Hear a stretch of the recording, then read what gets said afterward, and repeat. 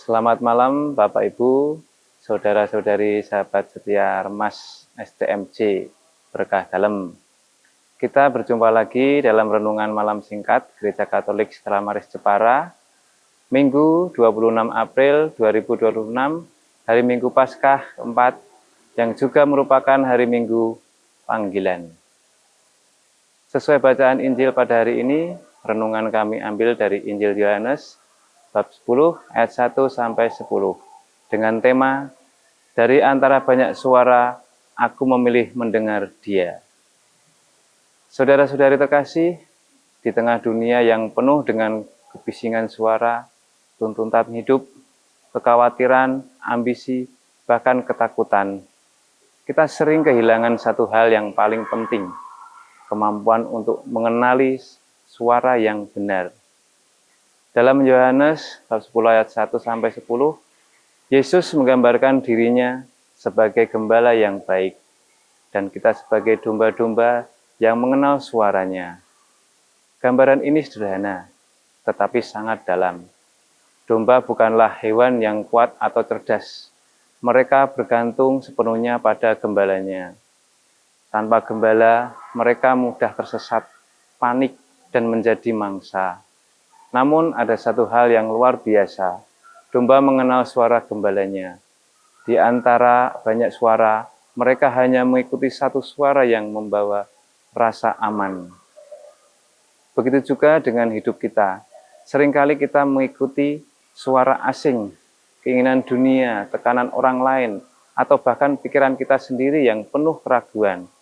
Kita mengejar apa yang terlihat baik, tetapi ternyata membawa kita semakin jauh dari damai. Kita masuk melalui pintu lain, mencoba jalan pintas menuju kebahagiaan, tetapi berakhir dalam kekosongan. Yesus berkata bahwa Dia adalah pintu. Ini bukan sekadar simbol, tapi sebuah undangan. Pintu adalah tempat masuk, tempat kita menemukan perlindungan, arah, dan kehidupan. Ketika kita memilih masuk melalui Dia, kita tidak hanya selamat dalam arti rohani, tetapi juga menemukan ruang untuk hidup dengan penuh makna. Ia juga berkata bahwa pencuri datang untuk mencuri, membunuh, dan membinasakan.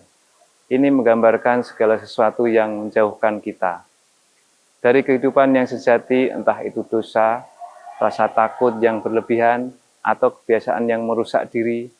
Kadang pencuri itu tidak terlihat jelas. Ia bisa datang dalam bentuk yang tampak normal, bahkan baik, tetapi perlahan menggerogoti jiwa kita. Sebaliknya, Yesus datang supaya kita mempunyai hidup dan mempunyainya dalam segala kelimpahan. Ini bukan hanya soal materi atau kesuksesan.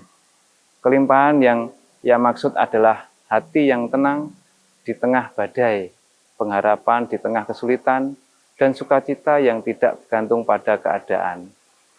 Renungan ini mengajak kita untuk berhenti sejenak dan bertanya, suara mana yang selama ini kita ikuti? Apakah kita masih peka terhadap suara Sang Gembala, atau kita sudah terlalu sibuk hingga suaranya tenggelam di antara kebisingan hidup? Mengenal suara Tuhan bukan terjadi secara instan. Itu lahir dari hubungan dari waktu yang kita luangkan untuk mendengar, merenung, dan membuka hati. Semakin dekat kita dengannya, semakin kita bisa membedakan mana suara yang menuntun kepada hidup dan mana yang membawa kita menjauh. Saudara-saudari yang terkasih, hari ini mungkin kita perlu mencari jalan yang rumit, cukup kembali ke pintu itu, kembali kepada Dia yang mengenal kita secara pribadi, yang memanggil kita dengan nama, dan yang tidak pernah meninggalkan kita. Karena pada akhirnya, hidup yang setia bukan tentang seberapa jauh kita berjalan, tetapi tentang siapa yang kita ikuti.